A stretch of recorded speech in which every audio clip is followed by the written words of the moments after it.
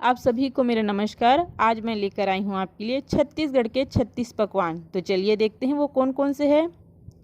पहला है चीला, फरा, अंगाकर, सोहारी, पपची, पिड़िया, बरा, भजिया, खाजा, चौसेला, खीर, तस्मई, पकुआ, लाड़ू, ओखरा, ठेठरी, खुरमी, दूधफरा, देहरौरी, बोबरा, गुलगुला, तीखुर, कुसली, ऐरसा, कटुआ, बिजौरी, मुठिया, गुराम, मुरकू, मालपुआ, लाटा, बासी,